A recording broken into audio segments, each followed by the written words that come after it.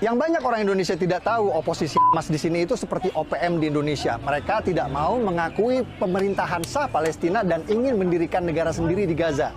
Serangan-serangan roket Hamas ke Israel menyebabkan Gaza diblokade dan rakyat Gaza menderita. Simak apa kata warga Gaza soal Hamas.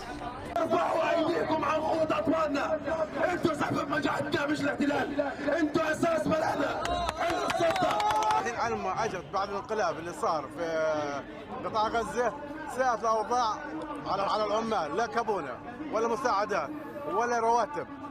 Haleluya, haleluya, haleluya. Assalamualaikum warahmatullahi wabarakatuh. Aku kabarkan Injil keselamatan. Bapak Ibu si Tuhan, ketemu lagi dengan saya Evangelis Avraham Effendi Usman. Bagaimana kabar Bapak Ibu semua? Tentu luar biasa. Nah saudaraku, supaya kita tidak ketinggalan informasi, saya ingin mengajak Bapak Ibu semuanya untuk melihat sebuah cuplikan video yang sangat bagus, yang sangat memberikan informasi kepada kita, karena ini tidak kita dapatkan daripada media-media lokal. Media lokal Bapak Ibu tidak meliput hal yang penting, tetapi meliput hal yang tidak penting. Ketika kira-kira itu tidak menguntungkan, itu tidak luput. Tetapi ketika kira-kira hal ini menguntungkan dan banyak pengikutnya, banyak dibela oleh banyak orang, maka hal tersebut diliput. Tetapi ketika hal itu tidak kira-kira tidak menguntungkan mereka, benar-benar hal ini tidak diliput oleh mereka. Nah, oleh karena itu saya mengajak saudara semuanya untuk menyaksikan sebuah cuplikan video berikut ini. Dan sebelumnya kepada teman-teman khusus dari seberang yang menonton video kali ini, tempatkan hati dan pikiran saudara di tempat yang netral. Jangan belum apa-apa sudah menghina, mencaci maki, mengolok-ngolok, tidak baik. Tetapi tonton dulu sampai selesai, baru setelah itu cus langsung ke kolom komentar. Apa yang Bapak Ibu dapatkan, teman-teman dari seberang dapatkan, tulis di kolom komentar. Ingat, pergunakan jari-jari Anda dengan benar, dengan sopan, tanpa perlu menghina Israel dan tanpa perlu menghina orang Kristen, ya. Tanpa perlu menghina orang Kristen. Nanti hinaan tersebut akan kembali kepada Anda. Itu yang sangat kami sayangkan. Maka dari itu, ayo kita saksikan sama-sama bagaimana cuplikan video berikut ini. Dan berdasarkan keterangan yang saya dapat di Museum Filistin di sini, bangsa Palestina berasal dari Pulau Kreta di Kepulauan Yunani. Mereka berlayar dari Pulau Kreta Yunani dan menetap di tanah yang kita kenal sekarang dengan nama Palestina. Jadi bangsa Palestina aslinya bukan Arab Muslim, tapi orang Yunani kuno. Waktu bangsa Filistin kesini dari Yunani, daerah ini dulu belum bernama Palestina. Daerah ini dulu masih bernama Kanaan atau Tanah Kanaan. Apakah waktu itu sudah ada bangsa Arab dan Yahudi di sini? Jawabannya belum. Bani Israel atau bangsa Yahudi baru datang ke tanah Palestina setelah Nabi Musa meminta kepada Fir'aun Raja Mesir untuk membebaskan mereka dari perbudakan. Setelah terbebas dari Fir'aun, Nabi Musa membawa Bani Israel atau bangsa Yahudi ke tanah yang dijanjikan. Itulah tanah yang kita kenal sekarang dengan nama Palestina. Bahkan kitab suci kita umat Islam merekam kejadian ini di dalam surah Al-Maidah ayat 21 yang berbunyi, "Wahai kaumku, Nabi Musa menyeru kepada Bani Israel Yahudi, masuklah ke tanah suci Palestina yang telah ditentukan Allah bagimu, dan jangan kau berbalik ke belakang, nanti kau akan menjadi orang yang merugi." Setelah terbebas dari Firaun, Bani Israel Yahudi hidup di tanah Palestina ini turun-temurun selama ribuan tahun, mendirikan kerajaan Israel yang raja-rajanya tidak asing bagi kita. Salah satunya Raja David, atau yang kita umat Islam kenal dengan nama Nabi Daud. Siapa yang tidak tahu cerita Nabi Daud? Ia mengalahkan raksasa bangsa Filistin bernama Goliat hanya dengan sebuah batu. Lalu ada Raja Solomon, anak kandung dari Nabi Daud, atau yang kita umat Islam kenal dengan nama Nabi Sulaiman. Nabi Sulaiman adalah raja Yahudi yang membangun kuil suci untuk tempat ibadah agama Yahudi yang dikenal dengan nama Kuil Solomon. Kuil Nabi Sulaiman bertahan 400 tahun sampai ia dihancurkan oleh pasukan Babylon yang dipimpin oleh Raja Nebukadnezar. Kuil tersebut baru dipugar lagi oleh Raja Yahudi bernama Herod, yang nantinya akan dihancurkan lagi oleh pasukan Romawi. Yang di belakang saya itu adalah tembok ratapan, tempat paling suci bagi agama Yahudi seperti Ka'bah buat umat Islam. Tembok ratapan ini dulunya adalah bagian dinding dari kuil suci agama Yahudi yang dibangun oleh Nabi Sulaiman. Kuil bertahan 600 tahun sampai ia dihancurkan oleh bangsa Romawi pada tahun 70 Masehi. Lalu karena benci pada bangsa Yahudi, Kaisar Romawi Hadrian merubah nama Israel menjadi Palestina, nama yang bertahan sampai hari ini. Jadi Kaisar Romawi Hadrianlah yang memberi nama Palestina pada daerah ini. Aslinya daerah ini bernama Tanah Kanaan, lalu Bani Israel Yahudi datang, namanya berubah menjadi Israel, kemudian oleh Kaisar Romawi Hadrian, nama Israel diganti menjadi Palestina. Jadi faktanya bangsa Yahudi memang sudah ada di tanah Palestina ribuan tahun sebelum Arab dan Islam masuk ke tanah Palestina. Inilah yang dijadikan landasan prinsip bangsa Yahudi sekarang ngotot mempertahankan negara Israel ini. Lalu kapan Arab dan Islam masuk ke tanah Palestina? Arab dan Islam masuk ke Palestina saat Khalifah Umar menaklukkan Yerusalem Al-Quds pada tahun 638 Masehi. Tempat ini bernama Umar bin Khattab Square atau alun-alun Umar bin Khattab. Dinamakan untuk mengenang sang Khalifah Umar yang menaklukkan Yerusalem Al-Quds pada tahun 638 Masehi. Oh, sudah waktunya sholat. Yuk kita ke Aqsa.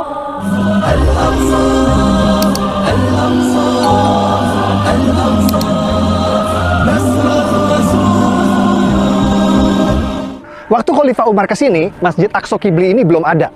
Dome of the Rock atau Haram Al-Sharif, tempat Nabi Muhammad Isra Mi'raj juga waktu itu belum ada. Waktu Khalifah Umar ke sini, yang ada di sini adalah sisa-sisa reruntuhan kuil agama Yahudi yang dibangun oleh Nabi Sulaiman dan dihancurkan oleh Romawi. Di atas reruntuhan kuil Nabi Sulaiman inilah Khalifah Umar membangun masjid sederhana beratapkan kayu yang nantinya dipugar oleh Raja Dinasti Umayyah Sultan Abdul Malik bin Marwan menjadi yang kita kenal sekarang dengan Masjid Aqsa. Dome of the Rock Haram Al-Sharif baru dibangun oleh Sultan Abdul Malik bin Marwan, Raja Dinasti Umayyah pada tahun 688 Masehi. Dan Masjid Aqsa Qibli baru dibangun pada tahun 705 Masehi. Kedua bangunan tersebut baru ada 70 tahun setelah Nabi Muhammad wafat. Sampai di sini mungkin ada yang bertanya, lalu bagaimana dengan surat Al-Isra ayat 1 yang menceritakan perjalanan Nabi Muhammad Isra Mi'raj ke Masjidil Aqsa? Simak wawancara saya dengan sejarawan arkeolog ahli situs-situs purbakala di sini. Guys, hari ini kita bersama Dr. John Seligman, sejarawan arkeolog ahli situs-situs purbakala bergelar Dr. S3. And the area of the Sakra, the rock, where Muhammad had risen to heaven to go and meet the prophets, as described in Surah Al-Isra, what is meant by the word Aqsa? The word in English, Aqsa, is the furthest place. It doesn't say the word Jerusalem at that time, but that immediately is understood. When Umar enters Jerusalem, he would have mostly found an empty space. And for that reason, he builds a small mosque on what is today known as the area of the Al-Aqsa Mosque. The first mosque was built by Umar, and that was replaced by a later mosque built by Abdul Malik. Menurut penjelasan para ulama, Masjid Aqsa pada ayat tersebut bermakna masjid terjauh, juga mempunyai makna tempat bersujud. Jadi yang dimaksud Masjid Aqsa pada ayat tersebut bukan ini, juga bukan ini, karena kedua bangunan ini belum ada pada waktu itu. Arab dan Islam berkuasa selama 500 tahun sampai kerajaan Kristen Prancis datang. Atas perintah Paus di Vatikan, pasukan Prancis datang menaklukkan Palestina yang kita kenal sekarang dengan istilah Perang Salib. Raja Kristen Prancis mendirikan kerajaan Yerusalem dan berkuasa di Palestina selama 100 tahun sampai akhirnya dikalahkan. Setelah 100 tahun, akhirnya Prancis menyerah pada pasukan Raja Salahuddin Ayyubi yang berhasil merebut Palestina kembali ke tangan Islam. Setelah era Raja Salahuddin Ayyubi, Palestina sempat beberapa kali pindah tangan. Pada tahun 1200-an, Palestina jatuh lagi ke tangan kerajaan Kristen Eropa yang dipimpin Raja Frederick II dari Jerman. Namun tak lama direbut kembali oleh Kesultanan Islam Mamluk yang pasukan berkudanya terkenal perkasa. Sampai tiba pada era kejayaan Islam, lahirnya superpower pada waktu itu, yakni Kerajaan Ottoman Turki.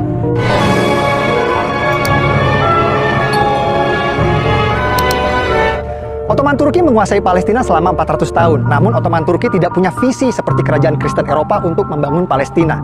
Ambisi Sultan Ottoman justru memperluas kekuasaannya ke Eropa. Ottoman fokus menaklukkan kerajaan-kerajaan Eropa dan Palestina menjadi sebuah provinsi yang terlupakan. Setelah 400 tahun terlupakan, Palestina lagi-lagi akan menjadi ajang perebutan berdarah yang akan berlangsung sampai hari ini. Semua berawal saat Perang Dunia Pertama terjadi.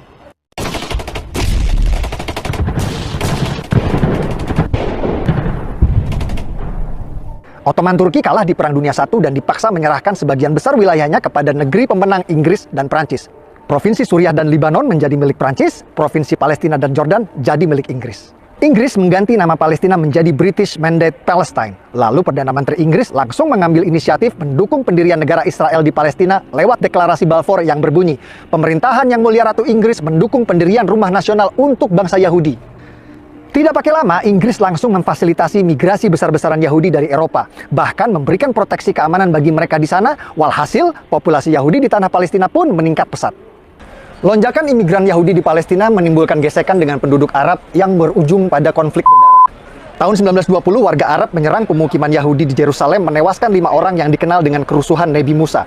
Persekusi Arab terhadap Yahudi terus terjadi selama 9 tahun, puncaknya tahun 1929 menewaskan 67 warga Yahudi di Hebron. Ini headline koran Prancis yang memberitakan situasi pada waktu itu. Inilah cikal bakal konflik berdarah yang akan berlangsung 100 tahun sampai hari ini. Pada tahun 1947, Perserikatan Bangsa-Bangsa PBB menerbitkan resolusi pendirian dua negara di Palestina, negara Yahudi dan negara Arab. Warga Yahudi langsung menerima tawaran ini dan mendirikan negara Republik Israel. Tapi negara-negara Arab tetangga menolak pendirian dua negara ini dan langsung memerangi Israel. Hasilnya, tepi barat dikuasai oleh Yordania dan Gaza dikuasai oleh Mesir.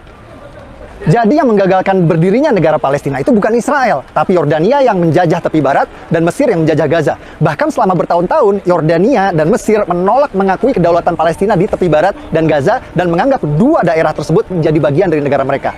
Ini fakta. Jadi Palestina negara pertama yang mengakui kemerdekaan Indonesia itu hoax ya guys, karena waktu Indonesia merdeka belum ada negara Palestina. Negara yang pertama kali mengakui kemerdekaan Indonesia adalah Mesir. Ini foto Haji Agus Salim di Mesir menandatangani pengakuan kedaulatan Indonesia. Negara-negara Arab terus menolak pendirian negara Palestina inisiatif dari PBB. Dan pada tahun 1967 kembali menyerang Israel di Perang 6 Hari yang dimenangkan oleh Israel. Kekalahan ini malah membuat tepi barat dan Gaza kini dikuasai penuh oleh Israel. Bahkan saat Yasser Arafat, pemimpin Gerakan Pembebasan Palestina PLO, sepakat perjanjian damai Oslo yang akan mendirikan negara Palestina berdampingan dengan Israel ditolak oleh partai oposisi Hamas yang membuat pendirian negara Palestina kembali gagal. Dulu PBB menawarkan pendirian negara Palestina ditolak, malah dibalas dengan perang. Lalu Amerika menawarkan pendirian negara Palestina kembali ditolak, malah dibalas dengan serangkaian teror yang dikenal dengan nama Intifada. Pada Juni 2001, bom di tempat hiburan di Tel Aviv menewaskan 21 anak remaja. Lalu Agustus 2001, bom di restoran di Yerusalem tewaskan 15 warga. Desember 2001, serangan bom tewaskan lagi 13 warga. Dan puncaknya pada Maret 2001, sebuah bom tewaskan 30 warga yang sedang rayakan Hari Raya. Rangkaian serangan ini memaksa Israel membangun pagar tembok tinggi sebagai satu-satunya cara untuk mencegah teror bom. Dan rakyat Palestina yang tadinya bebas ke Israel untuk bekerja sekarang tidak bisa lagi. Jadi yang paling menderita dari teror intifada ini adalah rakyat Palestina sendiri. Sepertinya perdamaian memang sulit tercapai di sini karena setiap ada upaya menuju perdamaian selalu ada pihak-pihak yang berusaha untuk menggagalkannya. Tahun 2007 saat Presiden Palestina Mahmud Abbas sepakat dengan solusi dua negara, oposisi Hamas malah sengaja menembakkan roket-roket ke Israel sebagai tanda mereka menolak solusi damai tersebut.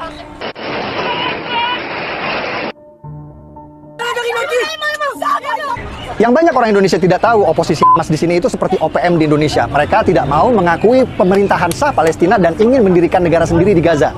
Serangan-serangan roket Hamas ke Israel menyebabkan Gaza diblokade dan rakyat Gaza menderita. Simak apa kata warga Gaza soal Hamas.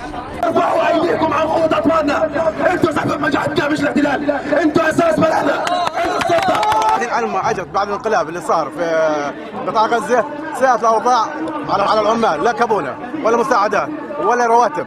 احنا بنطالب براتب شهر. هذا من اليهود دينا عيب يا اخي عيب اسمع عيب اليهود يسرقوا السود. Yang bikin sulit damai di sini bukan Palestina radikal saja, tapi juga Yahudi radikal. Salah satu masalah besar yang ditimbulkan oleh Yahudi radikal adalah illegal settler atau pemukim ilegal di tepi barat West Bank yang merupakan wilayah Palestina.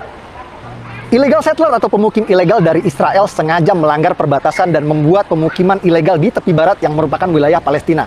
PBB pun mengecam keras tindakan pelanggaran perbatasan ini dan menyebutnya sebagai tindakan ilegal yang merusak perdamaian. Pemerintah Israel berulang kali mengerahkan militer Israel IDF untuk menggusur para pemukim ilegal ini dari tanah Palestina. Namun mereka tetap kembali dan kembali lagi melanggar perbatasan, membuat perdamaian sulit tercapai. Fakta-fakta yang saya sajikan di video ini adalah hasil investigasi langsung di TKP. Banyak narasumber yang tidak mau tampil dalam video karena alasan keamanan. Saya berharap video ini bisa memberikan penjelasan, membantu menjelaskan bahwa apa yang terjadi di sini bukan seperti yang kita dengar selama ini. Yang katanya Yahudi menindas umat Islam Palestina lah. Gimana bisa menindas umat Islam sedangkan di militer Israel IDF aja ada 4.000 tentara Arab Muslim. Ini tentara Israel namanya Muhammad, difoto sehabis ngaji Al-Quran. Ini juga tentara Israel namanya Yahya Muhammad. Dia seorang Muslim dan bangga menjadi tentara Israel. Dan ini namanya Muhammad Kabiyah yang berhasil saya wawancara. Simak petikan wawancaranya. Seorang Arab Muslim yang menjadi tentara militer Israel. Assalamualaikum. Waalaikumsalam. Muhammad Kabiyah. Yeah. Alright. Are you Muslim? Alhamdulillah. And you're Arab too. Yeah. Yes. Okay, this is very strange. I really would like you to explain to the Indonesian viewers. Why are you, as an Arab and a Muslim, join the Israeli army, the IDF?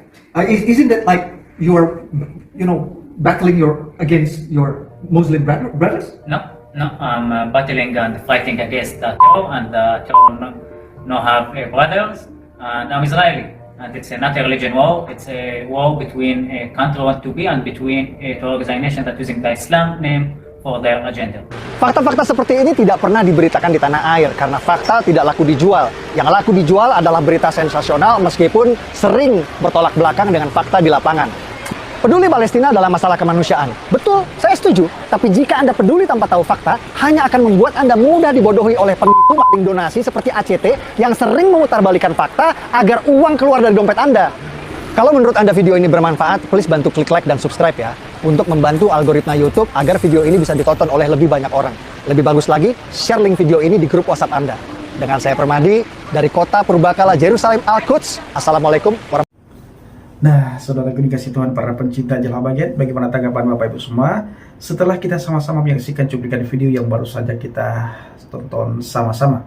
Hal semacam ini Bapak Ibu oleh media lokal tidak diberitakan, tidak diliput, dan kita bersyukur sebagaimana yang sering saya sampaikan bahwa ini adalah zaman internet, zaman di mana tidak ada hal yang tersembunyi, tidak ada hal juga yang bisa mereka sembunyikan, semuanya terang benderang, terbuka selebar-lebarnya, dan semua orang bisa menyaksikan, semua orang bisa menonton. Kalau dulu Bapak Ibu yang diliput adalah selalu kejelekan Israel, mereka mencari tentang bagaimana supaya Israel itu dikecam oleh dunia, dan Israel itu banyak orang yang mengutuki.